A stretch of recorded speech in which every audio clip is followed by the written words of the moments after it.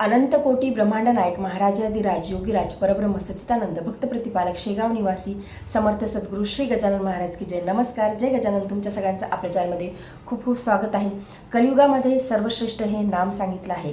मी तुम्हाला माझ्या प्रत्येक व्हिडिओमध्ये हेच सांगण्याचा प्रयत्न करत असते की नामस्मरण हे कलियुगामध्ये सर्वश्रेष्ठ सांगितलं आहे. कलियुग हे नाम आधारा सांगितलं आहे. भगवंत जेवढा श्रेष्ठ आहे त्यापेक्षाही भगवंताचं नामस्मरण हे श्रेष्ठ आहे. त्यामुळे तुम्ही जर का रोज थोडा जरी श्री गजानन महाराजांचा नामजप नामस्मरण करत असाल तर हा व्हिडिओ शेवटपर्यंत नक्की बघा. श्री गजानन महाराजांचं जेव्हा आपण नामस्मरण करतो, नाम घेतो, आता मला अशा अनेक कमेंट येतात की नामस्मरण करताना मन लागत नाही किंवा जीवनामध्ये काही विपरीत परिस्थिती असेल त्यावेळी मन लागत नाही. साहजिक आहे की जीवनामध्ये जर का काही परिस्थिती असेल तर त्या विपरीत परिस्थिती जेव्हा आपल्या जीवनामध्ये असेल, सुखद असताना आपण त्या गोष्टीचा एवढा विचार करत नाही, परंतु जेव्हा जीवनामध्ये काहीतरी विपरीत परिस्थिती येते, जेव्हा आपल्यासमोर काही संकट येऊन उभं राहते, दुःख येऊन उभं राहते, काही अडचण येऊन उभी राहते, तेव्हा आपण श्री गजानन महाराजांची भक्ती करतो.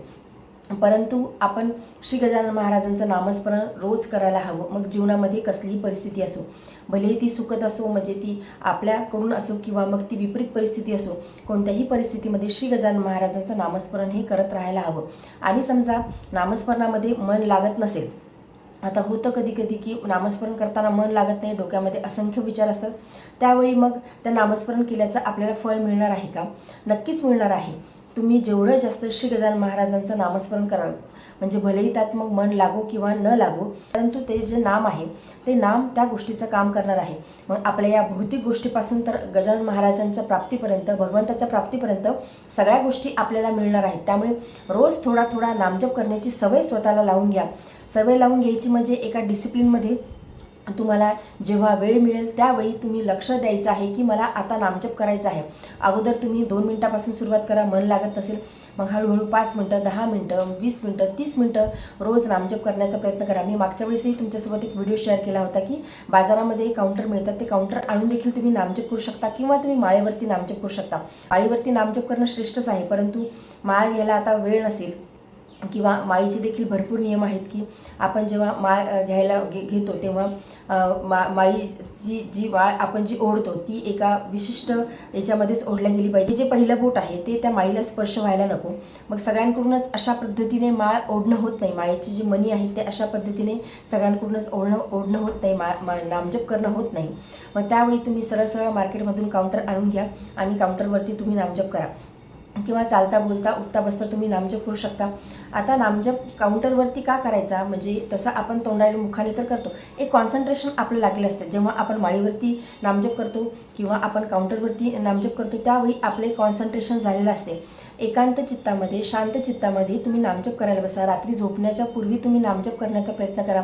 गजानन महाराजांच्या गजानन या नावाचं तुम्ही नामजप करू शकता किंवा मग तुम्ही गणगण गणात होते या मंत्राचं तुम्ही नामजप करू शकता. तुम्हाला जो नामजप करायला आवडेल, तुमचे जे कोणते इष्ट दैवत असतील त्या देवतांचा देखील तुम्ही नामजप करू शकता. म्हणजे त्यामध्ये आपण असा विचारच करायचा नाही की मी आता या देवाचं केलं नाही तर यांना रागेल किंवा या देवाचं केलं नाही तर यांना रागेल. एक कुठलं तरी नाम पकडा आणि ते नाम सतत सदा सर्वदा मुखामध्ये ठेवा. 24 तास नामजप आपल्याकडून होईल अशी आपण योजना आखायला हवी. स्वतःच्यासाठी आपण हे सगळं करायला हवं. जेव्हा जीवनामध्ये काहीतरी अडचणी असतात, परेशानी असतात, तेव्हा त्या परिस्थितीने आपण खूप खचून गेलेलो असतो. म्हणजे मनामध्ये आपल्या असंख्य विचार चाललेले असतात, मन खूप अस्थिर झालेलं असते. जेव्हा मन अस्थिर झालेलं असते तेव्हा शरीर देखील थकलेलं असते. परंतु त्याच्यातून उठण्यासाठी स्वतःच्या मनाला समजून सांगा की माझ्या भगवंताचं नाव हे श्रेष्ठ आहे, माझे महाराज हे सर्वश्रेष्ठ आहेत, ते मला या परिस्थितीमधून बाहेर काढतील. मी हताश होणार नाही, मी निराश होणार नाही, मी या परिस्थितीच्या समोर मी हारणार नाही. एवढी आपण समजूत स्वतःला करून दिली की नामजपामध्ये ऑटोमॅटिक मन लागायला लागते. म्हणजे असं होते ना की जीवनामध्ये अशी परिस्थिती निर्माण होते, मग आपल्याला काहीच करू वाटत नाही. साधं जेवणसुद्धा आपल्याला त्याची टेस्टसुद्धा लागत नाही, जेवणसुद्धा करू वाटत नाही. अशी जरी परिस्थिती असली तरीसुद्धा मनाला एकच सांगायचं आहे की महाराज आहेत, महाराज सतत माझ्यासोबत आहेत, महाराज मला कधीही हारू देणार नाहीत, महाराजचा मी सर्वस्वी शरण आहे. आणि जोपर्यंत तुम्ही शरणागती पकडणार नाही, जोपर्यंत मनामध्ये शरणागती येणार नाही की मी संपूर्ण शरण त्यांना आहे, तोपर्यंत अशा गोष्टी मनामध्ये येणार नाहीत. जोपर्यंत आपली शरणागती होत नाही, म्हणजे जोपर्यंत आपल्या मनामध्ये मी करता हा भाव आहे, म्हणजे मी सगळं काही करतो आहे किंवा करते आहे, हा जो भाव आपल्या मनामध्ये आहे, तोपर्यंत आपल्यामध्ये शरणागती येत नाही. आणि एकदा का शरणागती आली तर मग टेन्शनच उरत नाही, मग चिंताच उरत नाही. मग ते बघून घेतील ना. तुम्ही त्यांना शरण जर गेले आहात तर संपूर्ण जबाबदारी तुमची त्यांच्यावरती आहे. तुमचा संपूर्ण कार्यक्षम जर का महाराज चालवत असतील तर मग मी करता किंवा माझं कसं होणार किंवा बाकीच्या ज्या माझ्या अवतीभोवतीच्या गोष्टी आहेत त्या कशा होणार, हा भावच मनामध्ये उरणार नाही ना. त्यामुळे शरणागती होऊन महाराजांच्या चरणाशी तुम्ही शरणागत व्हा. शरणागती जर का महाराजांच्या चरणाशी तुम्ही पकडली तर असं समजायचं की आपण एका वाघाचं लेकरू आहोत आणि वाघ आपल्या सोबत आहे. जसं वाघ असतो किंवा सिंह असतो, त्याचे जे लेकरं आहेत ते जंगलामध्ये निर्भीडपणे फिरतात, एकदम निर्भीडतेने फिरतात. तसंच आपण या जगामध्ये फिरू शकतो. आपल्याला मग कशाचीच भीती उरणार नाही.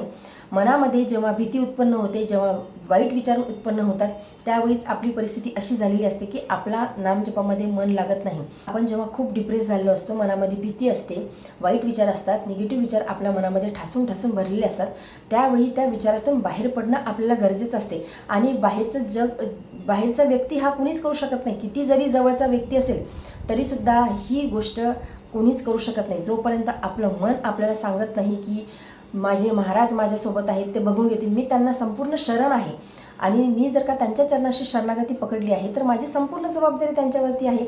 जसं एक लेकरू असते, लेकराची संपूर्ण जबाबदारी त्याच्या आईवरती असते, तसेच महाराज आपली आई आहेत, माऊली आहेत, ते संपूर्ण जबाबदारी आपली उचलतात आणि आपला संपूर्ण कार्यक्षम जर का ते चालवत असतील मग चिंता करण्याची गरजच काय आहे. चिंता केल्यापेक्षा चिंतन करणं कधीही गरजेचं आहे. आणि श्री गजानन विजय ग्रंथाचा तुम्ही आधार घ्या. श्री गजानन विजय ग्रंथामधल्या महाराजांच्या लीला काय आहेत, महाराज काय आहेत हे समजून घेण्याचा प्रयत्न करा. माझा एक अनुभव आहे, जेव्हाही डोकं अशांत झालेलं असते, म्हणजे जीवनामध्ये आता प्रत्येकाच्या लाईफमध्ये काही ना काही प्रॉब्लेम असतात, अपडाऊन्स येत असतात, परंतु जेव्हा मी अस्थिर होते, मग माझं मन अशांत झालेलं असते, त्यावेळी फक्त मी श्री गजानन विजय ग्रंथ वाचते. आणि श्री गजानन विजय ग्रंथ जेव्हा मी वाचते तेव्हा मला खूप उभारी येते, मला आधार मिळतो. म्हणजे माझ्या डोक्यातले जे काही विचार आहेत ते संपूर्ण चालले जातात. तुम्ही एक वेळ महाराजांवरती विश्वास ठेवून महाराजांच्या चरणाशी संपूर्ण शरणागत होऊन तुम्ही श्री गजानन विजय ग्रंथाचा आधार घ्या. तुम्हालाही हा अनुभव नक्की येईल. कारण हा माझा स्वतःचा कित्येक वेळेसचा अनुभव आहे की जेव्हाही मी खूप विचलित झालेली असते, मला काही सुचत नाही, त्यावेळी मी श्री गजानन विजय ग्रंथ वाचते. आणि श्री गजानन विजय ग्रंथ असा आहे की तो मानवी जीवनावरती खूप प्रभाव टाकणारा आहे, मानवी जीवनाच्या खूप जवळ आहे.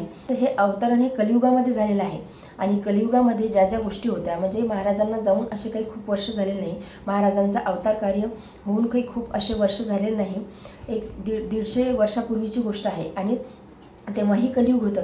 कलियुगामध्ये मानवाला ज्या त्रासदायक गोष्टी आहेत त्या सगळ्या गोष्टीचं उत्तर श्री गजानन विजय ग्रंथामध्ये तुम्हाला मिळून जाईल. मन शांत होईल, मन स्थिर होईल, मन समाधानी होईल, मनामध्ये सुख शांती नांदेल, महाराजांच्या चरणाशी शरणागती अजून जास्त वाढेल, महाराजांवरची जी भक्ती आहे ती आपली अधिक पुष्ट व्हायला सुरुवात होईल. त्यामुळे श्री गजानन विजय ग्रंथाचा रोज नित्यनियमाने वाचन करावं. अष्टक आहे, बावन्नी आहे. बावन्नी किती सुंदर आहे श्री गजानन महाराजांची. जय जय सद्गुरु गजानना, रक्षक तूची भक्तजना, निर्गुण तू परमात्मा तू, सगुण रूपात गजानन तू. खरंच किती सुंदर श्री गजानन महाराजांची बावन्नी आहे.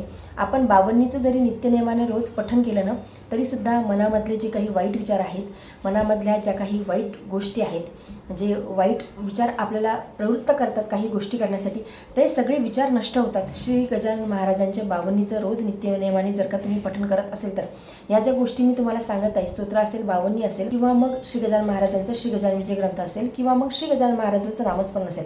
नामस्मरण तर सर्वश्रेष्ठ आहेच, नामस्मरण इतकं श्रेष्ठ काहीच नाही. भगवंतापेक्षाही भगवंताचं नाम हे श्रेष्ठ आहे. कारण हे कलियुग आहे आणि कलियुग हे नाम आधार आहे. कलियुगामध्ये सांगितलंच आहे की भगवंतापेक्षाही भगवंताचं नाम हे श्रेष्ठ आहे. म्हणजे असंख्य अशा पुराणामध्ये दाखले आहेत की भगवंतापेक्षाही भगवंताचं नाम हे श्रेष्ठ आहे. त्यामुळे मी तुम्हाला नेहमी म्हणते की तुम्ही श्री गजानन विजय ग्रंथाचं वाचन तर कराच, परंतु इतरही ग्रंथ तुम्ही वाचत जा, जेणेकरून आपली श्री गजानन महाराजांवरची जी भक्ती आहे ती अजून पुष्ट व्हायला सुरुवात होईल. महाराज मदतीला धावून येतात याबद्दल काही शंकाच नाही. कारण की महाराज हे भक्त वत्सल आहेत. ज्या भक्तांनी आर्त हाक महाराजांना दिली आहे त्या भक्ताच्या सर्व मनोकामना आत्तापर्यंत महाराजांनी पुरवल्या आहेत.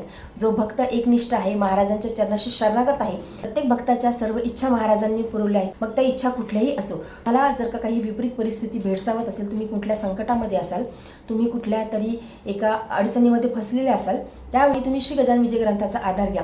महाराजांना प्रार्थना करायची आहे की मी अशा गोष्टीसाठी श्री गजानन विजय ग्रंथाचं पारायण करणार आहे.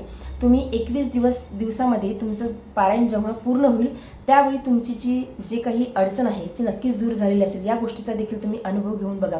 कारण की हे सगळ्या ज्या गोष्टी आहेत ना, जेव्हा आपण अत्यंत श्रद्धेने महाराजांच्या चरणात शरणागत होऊन ह्या सगळ्या गोष्टी करतो त्यावेळी महाराज संपूर्ण जबाबदारी आपली घेतात. महाराज संपूर्ण कार्यक्षम आपल्याला चालवतात आणि आपल्याला त्यावेळी चिंता करायची गरज पडत नाही. महाराज जे योग्य आहे तेच आपल्यासाठी करणार. महाराजांच्या सोबत कुठला तरी एक संबंध तुम्ही निर्माण करा की महाराज माझे बाबा आहेत किंवा महाराज माझे भाऊ आहेत. ह्या सगळ्या गोष्टी किंवा महाराज माझे आजोबा आहेत. ह्या सगळ्या गोष्टी जेव्हा आपण महाराजांच्या सोबत जेव्हा आपण एखादं रिलेशन आपल्या मनातून आपण निर्माण करू किंवा महाराजांना आपण सतत म्हणजे कम्युनिकेशन महाराजांच्या सोबत साधत राहू. म्हणजे असं नाही की सतत आपलं जे रडगराणं आहे ते महाराजांना सांगत राहायचं की तुम्ही केलं नाही असं नाही. महाराजांच्या सोबत रोज कम्युनिकेशन करायचं. महाराजांना सांगायचं की बघा आजचा दिवस असा होता, आज असं झालं. महाराजांच्या सोबत तुम्ही महाराजांच्या समोर कधीही आपण हसत राहायचं. महाराजांच्या समोर जास्त दुःख व्यक्त करायचं नाही. त्यांना प्रश्न पडेल की हा एवढा दुःखात आहे तरीसुद्धा त्याचं दुःख जे आहे तो माझ्यासमोर उजागर करत नाही, मला ते बोलून दाखवत नाही. महाराज किती सुखी होतील, महाराजांना किती आनंद होईल की माझा असा जो भक्त आहे जो त्याचं दुःख मला कधीच बोलून दाखवत नाही. म्हणजे तो माझ्यासोबत हसतच आहे, बाकीच्या गोष्टी मला सांगत आहे परंतु दुःख बोलून दाखवत नाही. महाराज नक्कीच मग त्यावेळी ते दुःख दूर करण्याचा प्रयत्न करते आणि तसेही महाराज दुःख दूर करणारच आहे परंतु खूप जास्त इंटेन्सिटीने महाराज ते दुःख दूर करण्याचा प्रयत्न करते. कारण की माझा जो भक्त आहे, माझा जो प्रिय आहे, कारण आपण महाराज तर आपल्याला प्रिय आहेतच परंतु आपण महाराजांना प्रिय होणं ही किती मोठी गोष्ट आहे. त्यांना मग वाटेल की माझा जो भक्त आहे, अतिशय प्रिय माझा भक्त आहे, त्याचं दुःख मी नक्कीच दूर करावं. महाराज हे भक्तवत्सल आहेत, महाराज हे भक्त पराधीन आहेत. त्यामुळे महाराजांचा नामजप रोज थोडा प्रमाणामध्ये तुम्ही सुरू करा. अधिक मास चालू आहे, अधिक मासापासून तुम्ही सुरुवात करा. म्हणजे असं एकही क्षण जाऊ देऊ नका की महाराजला तुम्ही विसरले, महाराजांना तुम्ही तुमच्या मनातून काढून टाकलं.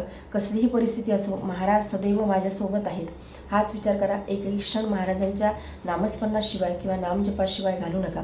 बघा जीवन खूप सुंदर छान होईल. नामजप करताना एक गोष्ट फॉलो करा. म्हणजे तुम्ही एक तर नामजप करा किंवा नामस्मरण करा. नामजप म्हणजे श्री गजानन महाराजांचं नाव आणि नामस्मरण म्हणजे गणगण गणातप होते हा मंत्र. तुम्ही गजानना असा तुम्ही नामजप करू शकता. तर 20 दिवस कंटिन्यू नामजप करायचा आहे. कंटिन्यू 20 दिवस नामजप करायचा आहे. म्हणजे मनामध्ये 20 दिवस अतिशय पॉझिटिव्ह राहायचं आहे. मनामध्ये कुठलेही विचार आपल्या येऊ द्यायचे नाहीत, वाईट विचार जे आहेत ते येऊ द्यायचे नाही किंवा वाईट व्यसन करून महाराजांचा नामजप कधी करायचा नाही. 20 दिवस तुम्ही कंटिन्यू जर का नामजप कराल, महाराजांना नामजप करताना नामस्मरण करताना एक प्रार्थना करायची आहे की तुमच्या इच्छेने जर का हे सगळं होत असेल तर मग मला ते सगळं मान्य आहे, जी कुठली परिस्थिती तुमच्यासमोर असेल ती. परंतु तुमची इच्छा जर का यामध्ये नसेल, तुम्ही जर का यामध्ये राजी नसाल तर मग माझ्यासोबत हे का होत आहे. जर तुम्ही राजी असाल तर मला ते स्वीकार आहे, परंतु तुम्ही जर का राजी नसाल तर मग मला हे स्वीकार नाही. तुम्ही फक्त राजी राहा. तुमचा जो तुमची कृपादृष्टी सदैव माझ्यावरती ठेवा, तुमची कृपा माझ्यावरती ठेवा. एवढीच प्रार्थना तुम्ही श्री गजानन महाराजांना करा आणि 20 दिवस कंटिन्यू तुम्ही नामजप करा. 21वा दिवस तुम्ही बघाल की श्री गजानन महाराजांच्या कृपेने 21वा दिवस हा खूप सुंदर आणि छान तुमच्या आयुष्यातला असणार. त्यामुळे महाराजांच्या चरणी संपूर्ण शरणागत होऊन तुम्ही नामजप करा. 20 दिवसाचा तुम्ही संकल्प घ्या म्हणजे एक 10 मिनटं किंवा 15 मिनटं किंवा 20 मिनटं किंवा 30 मिनटं तुमच्याकडून जसं शक्य होईल तेवढा तुम्ही नामजप करण्याचा, श्री गजानन महाराजांच्या चरणी नामजप अर्पण करण्याचा प्रयत्न करा. महाराजांची कृपादृष्टी सगळ्यांवरती राहील. महाराज नक्कीच सगळ्यांच्या इच्छा पूर्ण करतील ही श्री गजानन महाराजांच्या चरणी प्रार्थना. तर आजच्या व्हिडिओमध्ये एवढेच. व्हिडिओ जर तुम्हाला आवडला असेल तर व्हिडिओला लाईक करा. चॅनलवरती नवीन असेल तर चॅनलला सबस्क्राईब करा. जय गजानन. धन्यवाद.